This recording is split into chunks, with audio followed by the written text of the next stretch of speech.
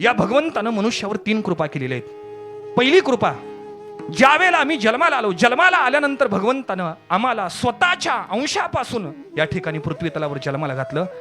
हा पहिला उपकार भगवंताने आमच्यावर केला. आम्ही कोणाच्या अंश आहोत? देवाच्या अंश आहोत. आम्ही भगवंताच्या अंशापासून जन्माला आलो आणि या सृष्टीवर भगवंतानं आम्हाला जन्माला घातलं. ही पहिली कृपा भगवंतानं केली. भगवंतानं दुसरी कृपा आमच्यावर केली. भगवंतानं या सृष्टीवर भगवंताचं नामचिंतन करण्याकरता सुंदर असा नरदेह जर कोणाला दिला असेल तर तो मनुष्याला दिलेला आहे.